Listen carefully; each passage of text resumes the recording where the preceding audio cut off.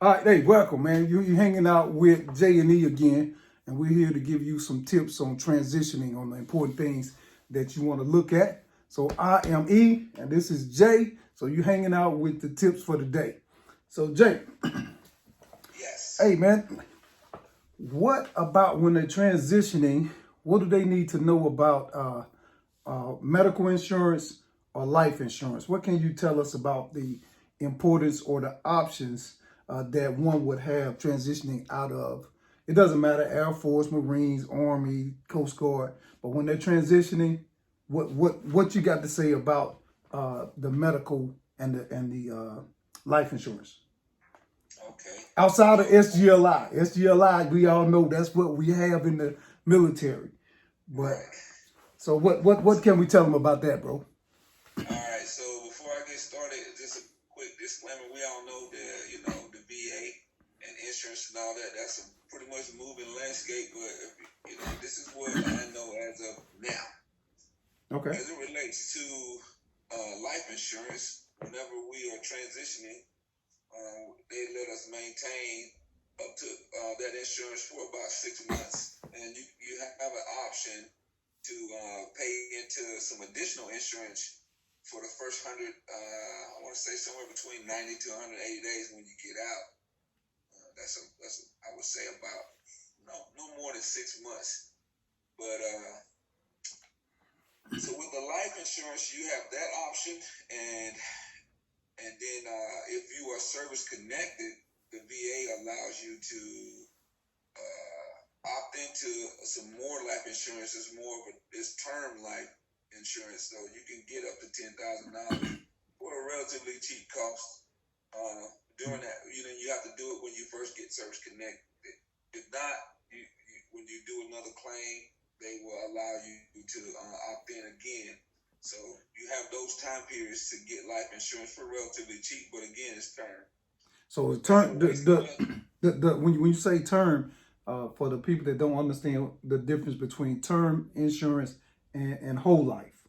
So what is the difference? I know whole life you're doing what as opposed to term insurance. The one that I could feel fairly comfortable speaking in is the term insurance, Mm-hmm. and that's for a period of time. And of course, you pay less with term insurance, and that type of insurance has more or less of an expiration date, meaning that you have to re-up after that coverage is up and you pay for it.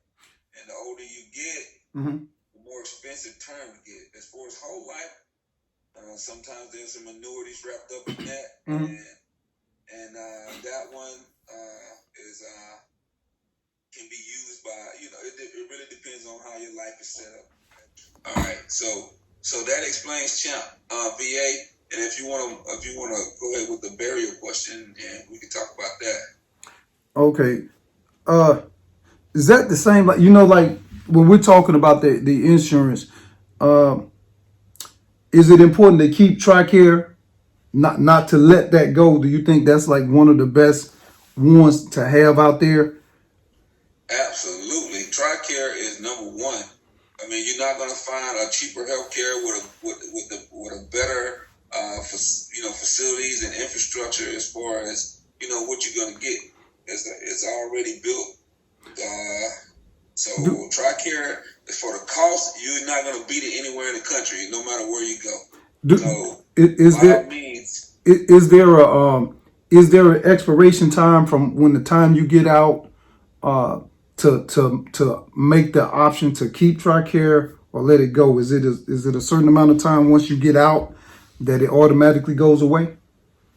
Yes. From the last I checked, it was I want to say 180 days. They will cover you up to 180 days. Okay. And after that, if you didn't opt to pay for it, then it drops, and then the cost goes up after that. So you have to really make that decision on your way out the door as to whether or not you want to use it. And the best advice is if you can afford it, you better get it, because if you wait, and unless your employer has a healthcare program program, which is not going to be it's going to be more expensive than TriCare, but you want to keep that insurance if you can afford it at all costs, because as you progress and you age, it's gonna cost less and you get more. And once you're out, they'll break you down when if you're trying to get it back, right? That's right. So don't opt out, man. Keep your TriCare. Hey, don't believe the hype. This is the best thing going out there.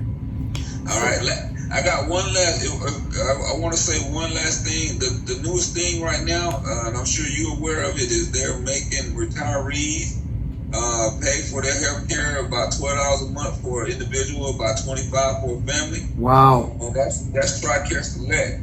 Prime is a little bit more, Uh-huh. and you can go anywhere on one of these government websites to figure out what the actual cost is and what you're getting. But it's even with them charging now, it's still cheap. It's still cheap. All right, cheap man. rate.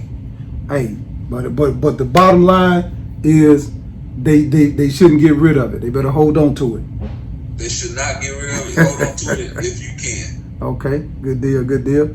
All right, so hey, make sure that you keep your TriCare, keep your health insurance intact. You got other options when it come down to life insurance and those things, but when it come down to health insurance, hey, make sure that you hold on to your TriCare. Even though you may have to pay a little bit, it doesn't even come close to what you'll be paying with other companies or other options. So keep that TriCare for what you get. Way down, soldier, we go. Way down, soldier, we go. Way down, soldier, we go. Way down, soldier, we go.